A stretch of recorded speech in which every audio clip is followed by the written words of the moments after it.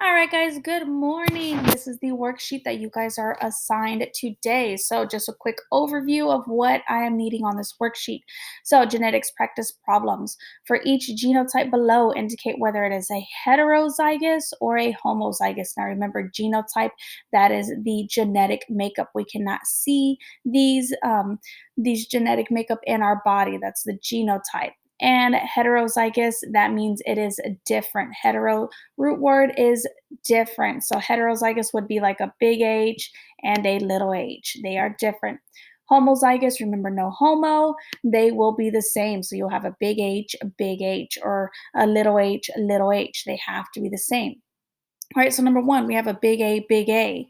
They're the same. Homozygous is represented by HO, which is why I've put an HO right here. Now we have a big B, little b.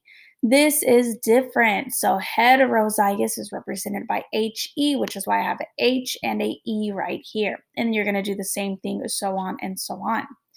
Number two, for each genotype, these guys right here, the genetic makeup, determine what phenotype will be possible. Phenotype, physical, you can physically see it. You can physically see that Miss Graham has gaga brown eyes. You can physically see that the flower is purple. Phenotype means you can physically see it. Genotype is the genetic makeup. So we have a big P, big P. If we remember, the capital letter is the dominant gene. So purple flowers are dominant to white. We have two big P's, so this flower is going to be purple. However, you go down here, little p, we now have that recessive gene. If the dominant gene is not present, then the recessive gene will show. So this flower is going to be white. And you're going to do the same thing for each and every one of these. Now, number three, it is the same thing, but reverse. So for each phenotype below that physical, you can see it, list the genotypes. Remember to use the letter of the dominant trait. Now we have straight hair is dominant to curly hair. So straight hair is going to be represented by that capital letter. Curly hair is going to be represented by that little S. Okay, I just chose these letters. You can choose your very own, as long as you let me know which one is which. So straight hair, we have two dominant genes. That one is good. Now we can have another genotype for straight hair. And then for curly hair, remember, if we have a recessive gene showing, then that dominant gene has to be absent. You're going to do the same thing for over here. Now, number four, set up the Punnet squares for each of the crosses listed below. Purple flowers are dominant to white. So here we have our two genotypes right here, big R, and little r, little r. So I put the first genotype, big R, and the second, little r, little r. So in our very first cross, we have a big R, little r.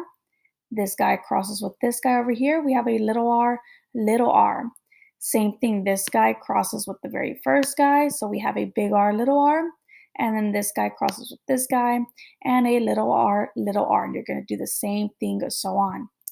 Now, number five, you are not provided a Punnett square. You have to draw your own, okay? If you do not draw it, then it is incorrect. So a big T, tall plant is crossed with a little t, short plant. So draw your Punnett squares. We have the very first one. We're going to say this one is mom. All right, so we have a big T, and then let's say dad is little t.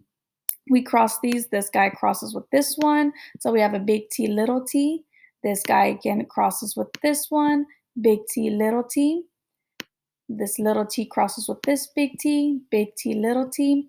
And this little t crosses with this big T. We have a big T, little t. Now, what percentage of the offspring will be tall? Now, remember, the recessive gene only shows up if that dominant gene is not present. Do we have any recessive genes without that dominant gene?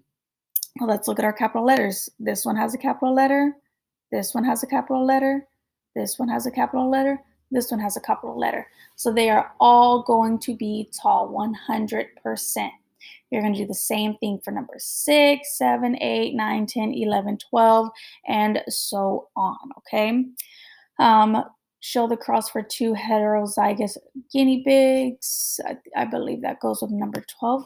But other than that, this is what is due today by the end of the class period for my in-class guys and for the end of the class day for my online guys. So y'all